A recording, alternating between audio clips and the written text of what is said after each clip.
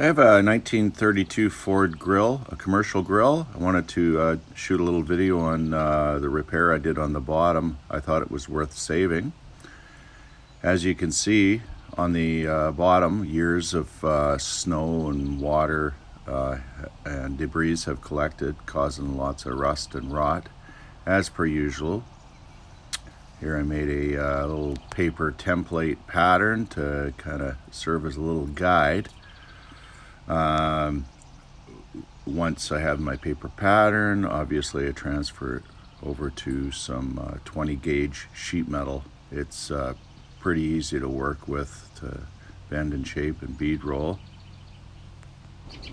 Well, with the pattern all transferred over to the sheet metal, it's so important to pre-stretch that metal with a flat lower die in the English wheel. I got her in the bead roller now, starting to just kind of give it a little bit of shape and form. It's kind of turning out to be a little bit of an easier project than I thought.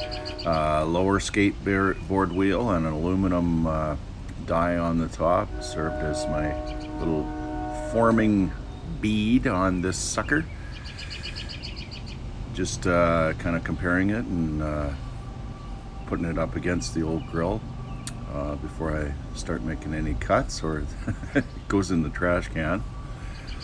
Here I got it in the shrinker stretcher, just pulling down and stretching ever so slightly just to get that shape.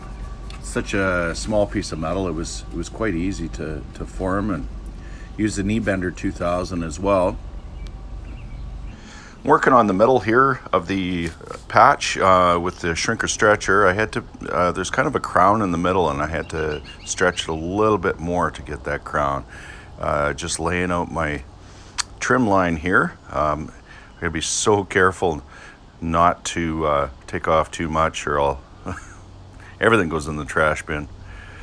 It's pretty thin metal on the bottom there. I used a tiny MIG welder and had to clean it up really well, and I was able to get some pretty good tacks on there.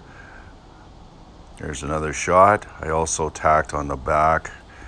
I did a little bit of hammer and dolly work and smoothing it out. Pretty happy with it.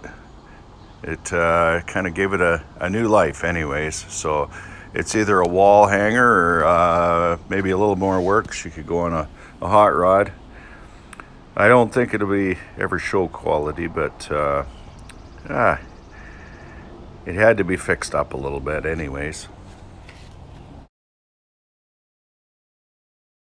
As you can see in this picture here, there really wasn't much to weld to, so I had to be pretty careful, a little bit of concentration.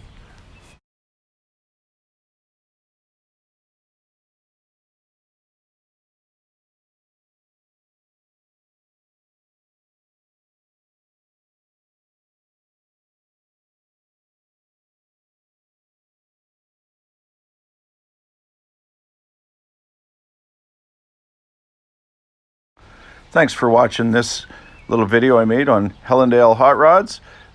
Please hit the subscribe button if you have not hit it already. Thanks everybody for watching my video, and more to come.